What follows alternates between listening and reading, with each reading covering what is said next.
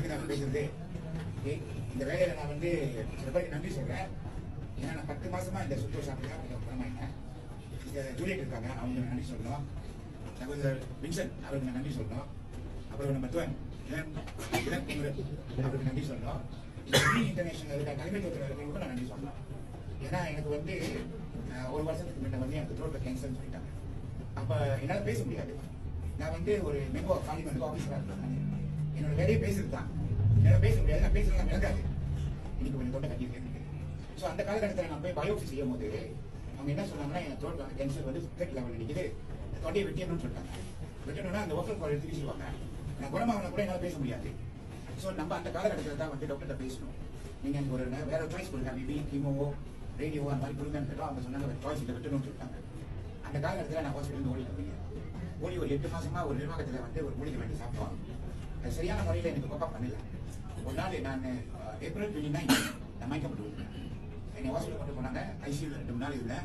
நான் கண் முடிக்கும் போது எனக்கு இந்த டர்க்கி கொடுத்தாங்க. இந்த டர்க்கியோ மூக்கில் ஒரு ரைஸ் டியூபோ கொடுத்தாங்க. அப்போ வரைக்கும் டாக்டரோட சஜஷன் என்ன, எனக்கு ஆப்ரேஷன் செஞ்சு தான் ஆகணும். ஏன்னா எனக்கு வந்து அந்த ஹாஸ்பிட்டல்லே ஆக சின்னோன்னு ஒரு டீப் இருக்கும். அந்த டீப் போகிற அளவுக்கு மட்டும் தான் எனக்கு வந்து சுவாச பயிர் பட்டது.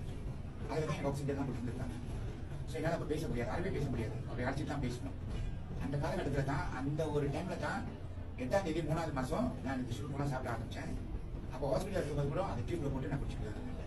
ஸோ சில பேர் சொன்னாங்க, நீங்கள் அதெல்லாம் எடுக்காதீங்க, ஏன்னா நீங்கள் ஃபைனல் ஸ்டேஜ் இருக்கிறீங்க, எடுக்காதீங்கன்னாங்க. ஸோ எனக்கு 2 சாய்ஸ் தான். ஒன்று நான் நல்லா வரணும், இல்லை அப்படி அமைதியாக போயிருக்கணும். நான் இப்படி நடுவில் நிற்கக்கூடாதுன்னு சொல்லிட்டு நாங்கள் வந்து ஒரு மாதம் எல்லா ப்ராடக்டும் நான் சாப்பிட்ட போயிட்டு நாங்கள் சுல்டோ பீஃபீல் ஸ்பீல்னா அப்புறம் சுக்கோஸ் எல்லாமே நான் சாப்பிட்றத தண்ணியில் காய்ச்சி வந்து டியூப்ல தான் கொடுப்பாங்க. ஸோ எனக்கு வந்து ஒரு குறிப்பிட்ட காலத்தில் ஹாஸ்பிட்டலில் வந்து மெடிக்கல் ஆரம்பிச்சாங்க.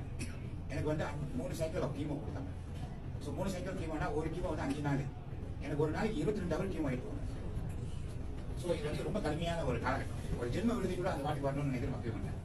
இப்படி ஒரு மரணப்படுத்தி ஸோ அந்த கீமோ செஞ்சது அடையாளம் இல்லை பண்ணி எனக்கு 35 நாள் வந்து ரேடியோ செஞ்சாங்க. சட்டை கட்டிக்காங்க போச்சுக்காங்க. 35 நாள் வந்து ரேடியோ செஞ்சாங்க. அப்போ வந்து ஃபுல்லாக அப்படியே கருப்பாயிரும், முடியெல்லாம் கொட்டிடுச்சு. நான் கொஞ்சம் அழகாக இருப்பேன். அந்த டைமில் கொஞ்சம் அழகுலாம் குறைஞ்சிருச்சு. ரொம்ப கடுமையான ஒரு சூழ்நிலை அந்த டைமில் நான் இருந்தது. எனக்கு 10வது மாதம் 10ஆம் தேதி 2024 வந்து ஃபுல் மெடிக்கல் ட்ரீட்மெண்ட் முடிஞ்சிருச்சு. அப்போ அந்த ஆங்காலஜி வார்டு என்ன சொன்னாங்கன்னா, 6 மாதம் ஆகும் நான் வந்து ஃபுல்லி ரிகார்ட் பண்ணி வரது அப்படின்னு சொன்னாங்க. ஸோ எக்ஸாக்ட்லி தான் 6 மாதம் ஆகும். ஆனால் கடவுள்னு ஒருத்தர் இருக்கார்ல, என் மேலே அதிகமான இறக்க வச்சு நான் ஒரு 60 நாள்லேயே நான் குணமாயிட்டேன். என்னால் சாப்பிட முடியும், காடி ஓட்ட முடியும், பேச முடியும், நடக்க முடியும், எல்லாமே என்னால் செய்ய முடிஞ்சிச்சு. ஸோ நான் ஹாஸ்பிட்டலோட இதையும் நான் ஃபாலோ பண்ணேன். அதே சமயம் இந்த பி இன்டர்நேஷனல் இருக்கிற ப்ராடக்ட்டையும் நான் விடாமல் அதை சாப்பிட்டேன். ஸோ அந்த வகையில் பார்க்க போனால் ஒரு 55 விழுக்காடு எனக்கு வந்து ஒரு எனர்ஜி வந்து இந்த டிபார்ட்மெண்ட்லேருந்து கிடச்சிச்சு. 2 பேரும் சேர்ந்து மேலே கடவுளோட சித்தம் நான் குணமாயிட்டேன். நேற்று தான் நான் வந்து முதல் இந்த பி இன்டர்நேஷனலோட ஆஃபீஸ்க்கே வந்தேன். 10 மாதம் அந்த ப்ராடக்ட் சாப்பிட்டேன். நான் வரவே இல்லை. ஹாஸ்பிட்டலில் இருக்கும்போது நாங்கள் எம்பஸ்டர் ஆகிடும். எப்படி ஆகணும்னு எங்களுக்கே தெரியும். நாங்கள் வந்து நானும் என் மனைவியை வந்து இந்த கம்பெனி ஒரு எம்பஸ்டர் எப்படி ஆகணும்னு எங்களுக்கே தெரியாது. பட் நாங்கள் அந்த ப்ராடக்ட் இருந்தோம் எல்லாம் காய வச்சுக்கிட்டே இருக்கோம். ஸோ நேற்று தான் 10 மாதம் கழிச்சு நான் வந்து ஆஃபீஸ்க்கு நம்ம நண்பர் துவா நான் பார்த்தேன். துவா நீங்கள் கூப்பிட்டாரு. நான் எப்படி இந்த சூழ்நிலைக்கு வெளியே வந்தேன், இந்த பி இன்டர்நேஷனல் இருக்கிற கம்பெனியில் இருக்கிற ப்ராடக்ட் எப்படி உதவி செஞ்சுட்டு உங்கள்கிட்ட எல்லாம் பகிர்ந்துக்க சொன்னாரு. நான் பகிர்ந்துக்கிறேன். ஸோ நம்பிக்கையோடு சாப்பிடலாம். நம்பிக்கையோடு சாப்பிடலாம்.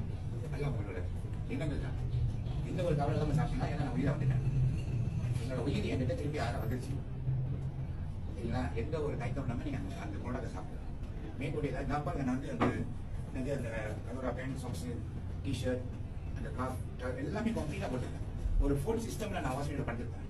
டாக்டர் வந்து கேட்பாங்க, இல்லை அதெல்லாம் போட்டுருக்கீங்க. நான் போட்டுருக்கேன். நான் யாருக்கு இந்த பதில் சொல்ல முடியாது. நான் படுப்ப சாமி இருக்கேன். அவங்க கேட்கலாம் பதில் சொல்லணும். அப்படியே சாமி இருக்கேன். ஏன்னா நான் குணமாகணும். ஏன்னா நம்ம நிறைய நம்பிக்கை நம்ம செயல்படுறோம்ல. ஸோ இதுதான் என்னோட டெஸ்ட். யார் எது கேட்டாலும் இந்த பி இன்டர்நேஷனல் பற்றி நீங்கள் பாசிட்டிவ் பண்ணி சொல்லலாம். ஏன்னா இது வந்து நிறைய நம்மளுக்கு பாதிக்குது. சரிங்களா? நன்றி, வணக்கம்.